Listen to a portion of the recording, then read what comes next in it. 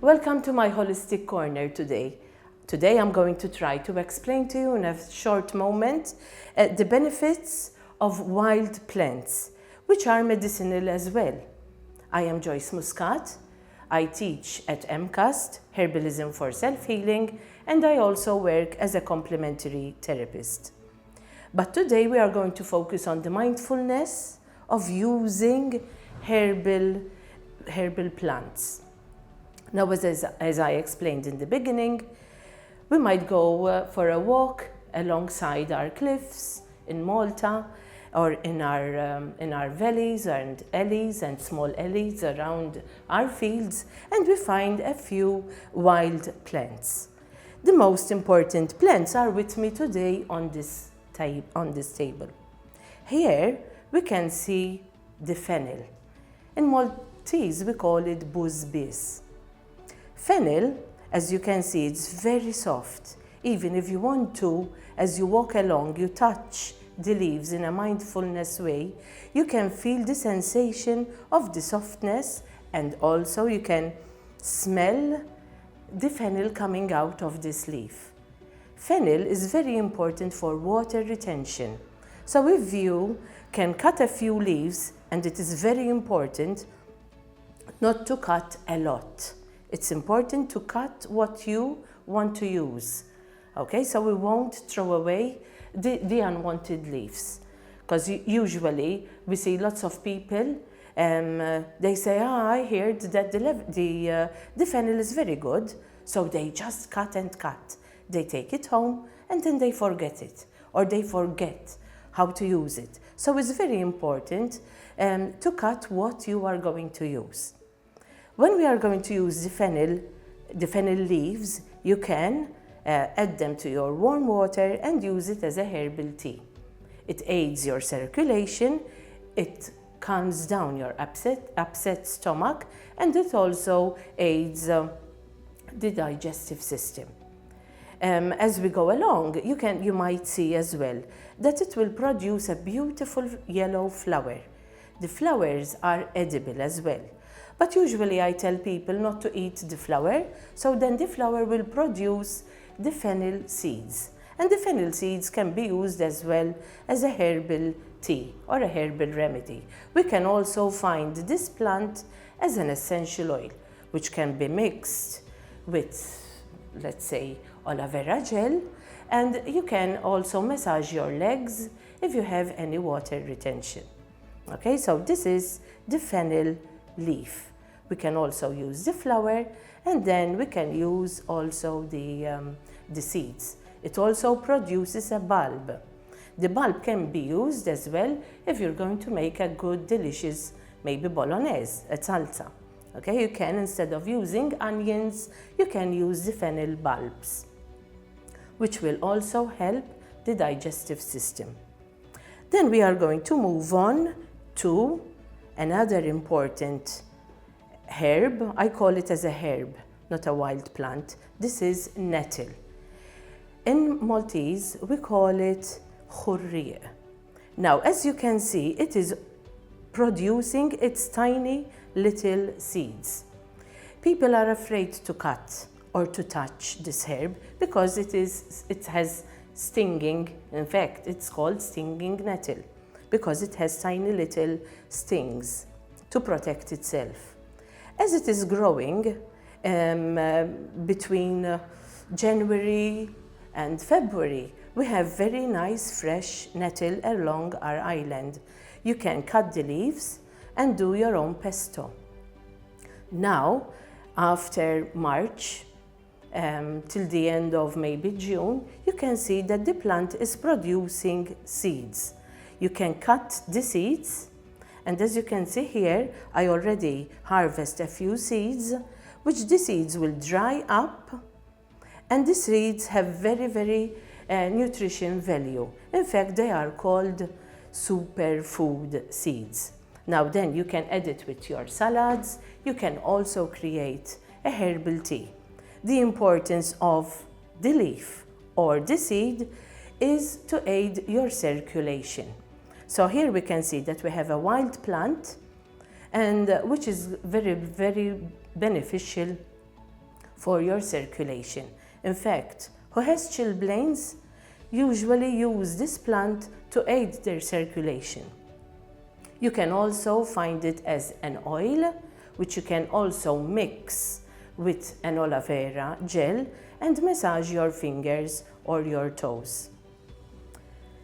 Here we have another herb, another wild plant, which is called borage, in Maltese fitlo'om. Now, as you can see, it is already promoting its little blue flowers. So if you are walking alongside our countryside and you look into the plant, you can gaze into these tiny little blue flowers and meditate to the tiny little flowers. It doesn't have any smell, but it is very good if you want to chew the flower. It is edible. The taste is very nutty. In fact, we say it has a nutty taste. Now, this plant, particular plant, it also produces an oil, borage oil, which it is used in the cosmetic field as an anti-wrinkle or for dehydration or dry skin. But when you eat the flower or you mix it as a herbal tea, or you can even mix it with your own salads, it would be very beneficial for the lungs, for any coughs, or even your sinuses. In the beginning, when the plant starts to sprout out, which is around November, December, we can see that the leaves can also be washed because it also has tiny little stings. It can be used as well as herbal tea.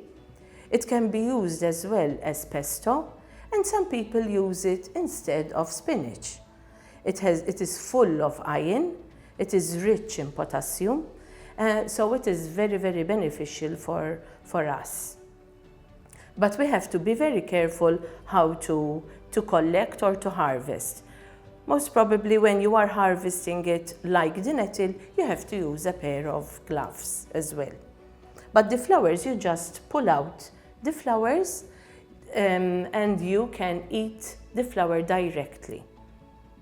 Okay, and as well, if you have a lot of flowers, you can dry them up and use them up later on in summertime. Here on the table, I have other domestic herbs. Mela. Here we have, they look alike, but this is marjoram. The Maltese love marjoram, which is called mer'touche. They love to use it on our fish, on local fish. But marjoram, in its natural form, is a very good as a painkiller. So if you are in pain and you want to reduce maybe the medicine, you can add a few fresh leaves or else dry, I am going to show you the dry ones, as a painkiller into your teapot. Let it brew for around 5 minutes, add a little bit of lemon or honey, and you can drink your natural remedy for painkiller. Here we can see the oregano, which is very similar to the marjoram. Now, oregano, usually people use it on their pizza, as a pizza topping. But oregano is very, very good to aid your circulation. It gives oxygen to your brain. And it is also very good for your intestines. Nowadays, with all the stresses we have, the tension we go through, and our diets, usually we maybe eat junk food because we are stressful and it is very handy to grab. Our body will produce parasites, which will create bloatness and even lower back pain. Here we find that the oregano is a very natural remedy to use as a herbal tea to let go and reduce the parasites that live within us. You can also, if you want to, because if you are bloated or in pain, you can mix these two herbs together. You can either use them fresh or you can dry them up, and when drying them up, it's important to hang them upside down. You hang them like this, upside down, you tie them with a knot and let them to dry up. When they are dry, you are going to have something like this. Okay, it is dry. Here is a mix of all the herbs I have on the table. I have a little bit of fennel, I have a little bit of the seeds of the nettle, and I have also dried leaves. I have a little bit of dried leaves as the borage, and I also have a little bit of flowers. And to this mixture, I added the oregano and the marjoram. Together, I am going to place them dry in my teapot, and we will have a nice herbal tea. But before I do it, I would like to explain the other herbs that I have on the table. Here I have the mint. Now here are two different kinds of mint. We don't find them in the wild, you have to cultivate them at home. They look similar. They are from the same family, but this is the lemon balm. As you can see, the leaves are larger and they are a little bit lighter than the mint. Okay? Now mint, even when I'm touching it, so mindfully, if you want to feel, if you are going through a phase of stress, you are a little bit foggy, you can't think straight, grabbing a mint in your hand and just slowly caressing it like this, you can smell and you breathe in deeply. It's important because people tend to go into a shallow breathing. If you want to relax from your stress while you are trying to relax with nature, you must slow down your mind as well. And you must slow down your breathing. So when you are breathing in, you just breathe in, see that you fill up your lungs. Usually I guide them into breathing, into saying 1, 2, 3, 4. You hold and then you exhale. And when you exhale from your mouth. So you breathe in, you hold, and then you exhale. I remove a little bit the plant away, and you exhale your negative thoughts, you exhale your carbon dioxide, and you exhale your tension. It's very important. When you are breathing in and smelling the mint, automatically your mind freshens up because it has that sweet freshness. Now you can even do a herbal tea out of mint only, if you want to make it as a tea on its own, or you can mix it. It's important to know your body. When you understand what your body needs, you can create your own medicine.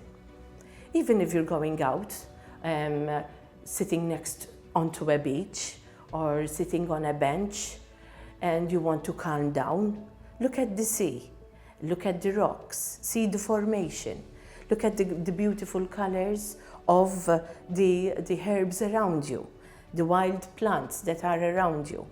When you look into, let's say, today here on the table, I have the borage flower. So I look into it. I don't have to cut it, I can look into it. Look into the nice blue. Maybe I see it blue, maybe you see it violet. Okay? It's not important. The important thing is that you focus on what you are looking at. Look into the image, the points of it. That is being mindful, observing. So you can create focus. Nowadays, with all the rushes we go through, we don't focus a lot. So if I have the borage flower in my hand and I'm smelling the mint, I am creating a bond between myself and nature. And you have to do it up to the time of 15 minutes at least, not 5 minutes, because 5 minutes your mind won't have enough time to focus on what you are looking at, okay? So it's important to take time to relax as well. The mint, as I was saying, is very cooling effect. We find it as an essential oil. In summer times, we can use the essential oil of peppermint to massage our legs. Always pay attention that you can never use essential oils directly onto the skin. You have to blend it or mix it with a cream or a vegetable oil. Now the cream has to be without any coloring, which is very important, that it has no coloring agents or any other perfumes. So you will have the full benefit of the essential oil that you are using. Peppermint is also very good for headaches and migraines. Although in summer we have lots of people using the air conditionings in offices, in homes, and we tend to, yes, feel a little bit with a migraine due to the room temperature or to the temperatures from outside, due to the heat. We find lots of people, they still suffer with a lot of sinuses.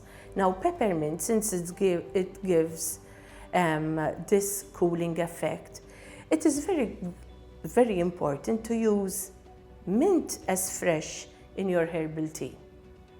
If you don't have it fresh but you have it dry, it does the same thing. And then if you have an essential oil, you can either smell the essential oil or you can add 5 drops of essential oil to 10 ml of vegetable oil, which can be olive oil as well. But you can also use aloe vera. Aloe vera gel is very, very soothing for the skin. The other herb that it is very similar to mint, but instead of having a minty flavor or a minty scent, it is more into a lemony scent. If you touch it, it also produces that lemon effect. It's called melissa or lemon balm. You can also use it as a herbal tea. You find it as an essential oil as well. The difference between the lemon balm and the mint is the cooling effect. The mint is more cooler, while the lemon balm, it is cooling as well, but it puts the stomach into its place, especially if maybe you have a barbecue and you ate a lot and you feel that upset stomach of eating something. It puts your acid into place, and it also helps to detox any toxins you have in your body. So having a herbal tea made up of mint and lemon balm is very nice to calm down, to soothe and to cool. Here on the table we also have rosemary, which is very, very important as well.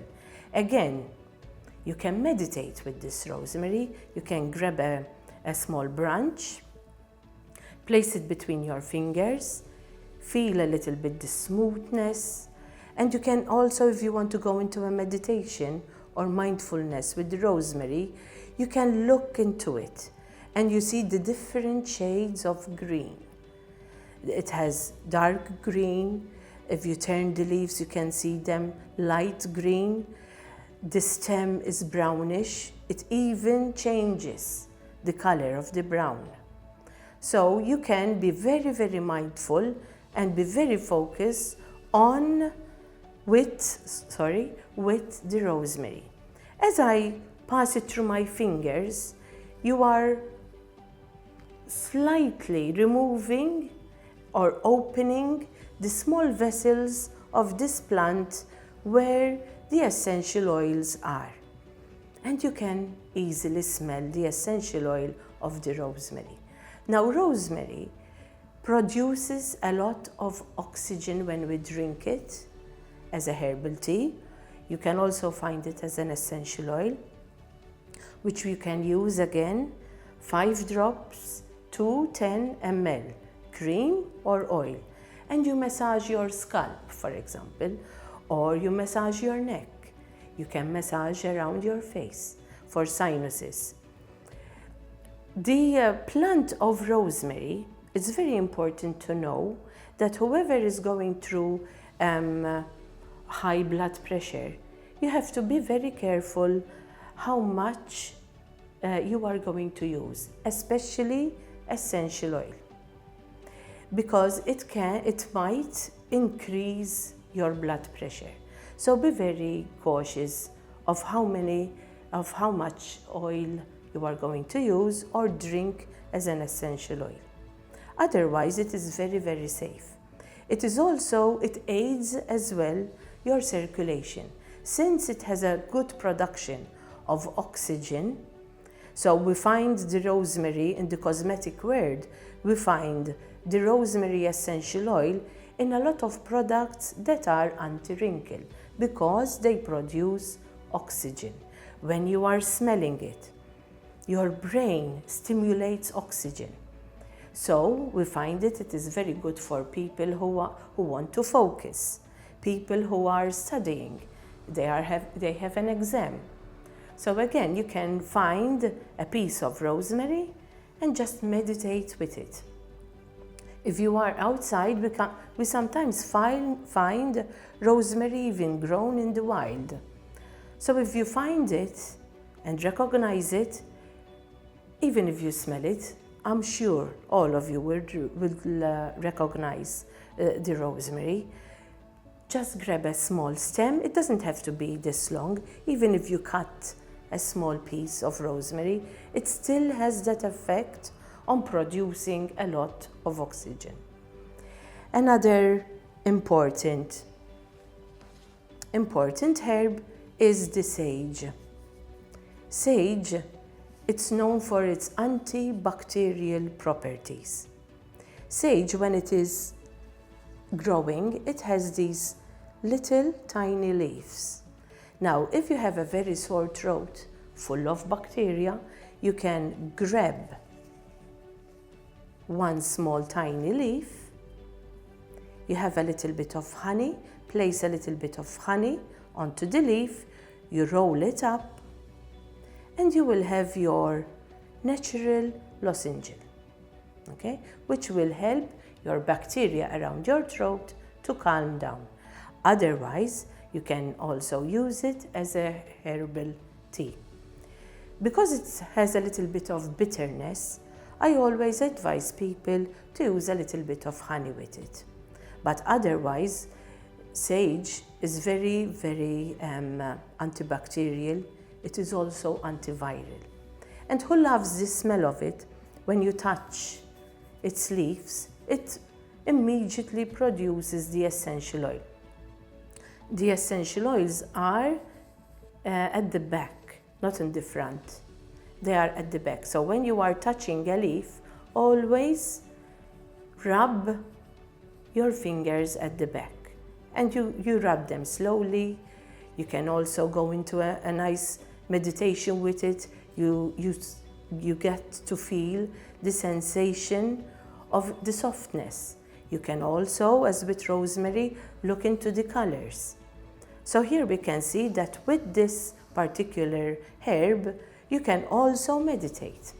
You don't have to cut the whole stem. Just one leaf is enough to create your own focus and meditation. I think I have talked about all the herbs we have on the table. Here I have the lavender as well. Lavender is very good to calm down. The flowers are edible. We can use them in our drinks, or we can also create a herbal tea. Here on the table, the last thing that we have is a nice teapot. It already has boiling water, and a small sieve inside, which I'm going to place dried herbs. I'm going to place dry herbs. If you have them fresh, you can also use fresh. Now with it, I have a few fresh Maltese lemon as well. I'm going to place everything there. Drop it into the water. This is boiling water. It's important when you're doing a herbal tea, you see that you close the lid. So the aroma of those herbs won't come out into the air. I want to capture the essential oil of the herbs in the water. I'm going to give it a little bit of a mix. You have to let it to settle for around 5 minutes, and then you can add a little bit of honey. And I always encourage people to use the local honey, which is very good, especially the Maltese. Bees are very important, that we take care of them. Even if we are walking along any pathways near fields or cliffs, sometimes we see a little bees hovering around, and people tend to be afraid of bees. We don't have to, as long as you don't go too close to the flower where you can see the bees. They're not harmful at all. In fact, the bees, it's very important that we take care of them. And again, if we are going, I know that this feature is all about herbs and being mindful. Again, if you are in a place where you can just sit down, look into nature, which provides us the pure medicine that we all need. You can look into the blue skies. You can look into the blue seas around you. We have different shades of stones around us. And then we have different shades of greens. And then we have different shades of flowers. So we had the blue flower from the borage. We have the beautiful violet from the lavender. We have the lemon on our table. You can see a lemon tree. And then you can listen to the bees around you. These are all something that you can use by just sitting down and looking around you. I hope that this feature was helpful to you all. And again, I advise you to try and find 15 minutes. If you can't find it every day, maybe you find it once a week, okay? And from here, I think I've covered all the herbs that I have for you today, and hope this will be a nice guide for you when you visit the island of Malta. You can see our beautiful nature around us and enjoy the beauty of our sea, our sands as well. I forgot the sands and the beaches. They are very surrounded with nature as well, and the beautiful skies and sun. Thank you.